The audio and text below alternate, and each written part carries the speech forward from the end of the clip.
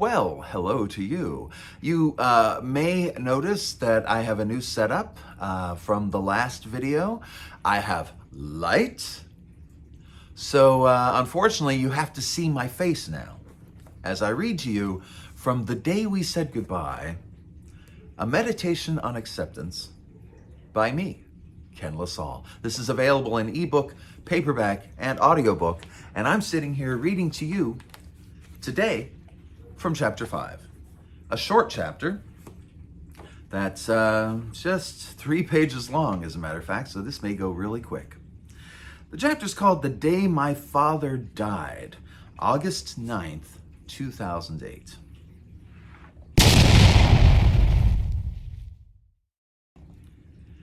I can't remember what happened first. Did my father die before we met Shapoopy, or did we meet Shapoopy before my father died? The entire day was so surreal, there was just no way to know. My father died on a warm Saturday in August. Vicky and I had gone to the Orange Mall for lunch and then did what we normally did. We went to the pet store to look at puppies. Vicky loved looking at the puppies. The pet store was just a short walk from the restaurant, and as well as being a nice little walk, it was also a free show. So we went and we gawked at the canine sweetness behind the glass. I'm no fan of pet stores. There are so many unwanted pets out there, so many waiting to be adopted. I had never purchased a pet from a pet store and always looked down my nose at people who had. So you know turnabout's coming, right? Having said that, wouldn't you just know that an employee approached Vicky holding the most adorable Shih Tzu poodle mixed puppy, a Shih-Poo. The little darling was black and white with the cutest little black nose, and she wiggled so adorably, Vicky could not say no. She held it and cuddled it and loved it so loudly. "Aren't you sweet? You're so sweet," that the employee and I both knew she was a goner. Would you like to hold her in our private room?" he asked. The store actually had a private room. I felt like I was back at the strip club for my bachelor party and got the distinct impression I would play the part of Tim. Vicky was desperately in love with the pup, and her love was eagerly reciprocated. When her questions made their way to the inevitable, "Can we bring her home?" I reminded her about my pet store rule. There were so many unwanted pets out there. Why didn't we try going to the pound or looking for dogs to be adopted? And I was rather surprised when Vicky agreed. I was also a little disappointed. I had also fallen in love with the little Shih-Poo puppy and had hoped to get it with my self-righteousness intact. So I made Vicky one more deal. If we couldn't find another puppy to love, we would come back later. If the little Shih-Poo was still at the store, we would bring her home. And I did it all for her. We spent the day on our puppy hunt. We walked throughout the pound, but couldn't find a dog small enough for our little condo who wasn't a Chihuahua. I hate Chihuahuas. We drove to a couple of pet stores that usually have dogs for adoption, but had no luck there either. Finally, we went online and scoured online want ads, community boards, and even a puppy rescue site. We had to admit that the little Shih-Poo had stolen our hearts. We drove back to find her still at the store, and we took her back into the private room. By the way, Ken, can you just throw us up a couple pictures of Shapoopy here? Because honestly, Shapoopy is the world's most adorable little puppy, and don't you want to see her? Of course you do.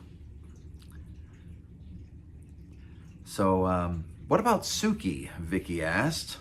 What if Suki doesn't like her? Of course she'll like her, I said, holding the little fluff ball of love. What's not to like? She's very territorial, Vicky told me about her dog. Suki had belonged to Vicky before we got together, and at times like these, she was certainly Vicky's dog. What do you want to do? I asked.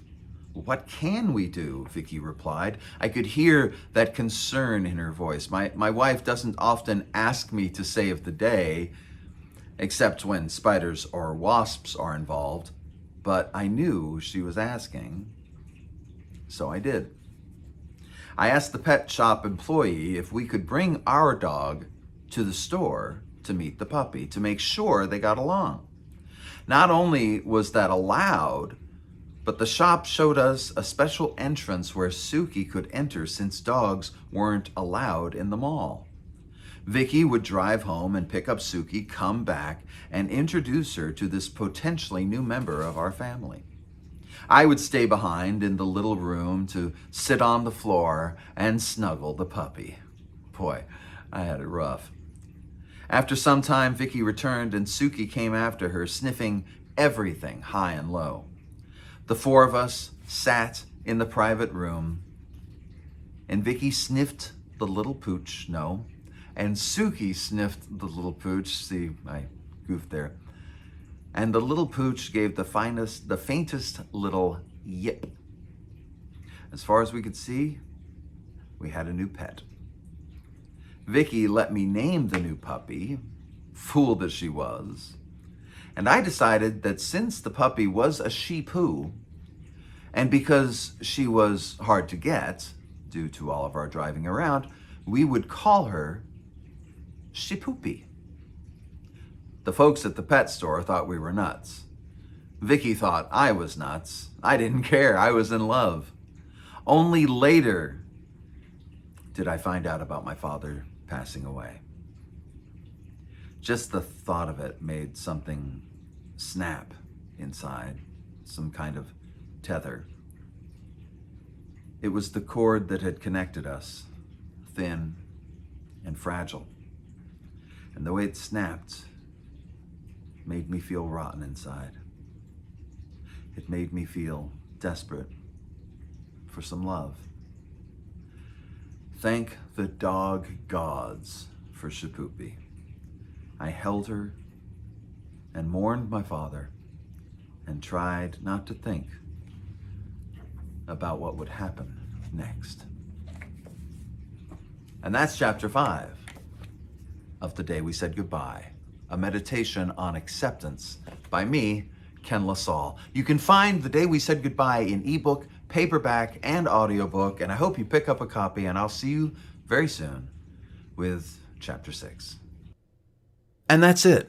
Thanks for coming around, and I hope you subscribe, click the like button, and connect with me on all that social media business on the screen.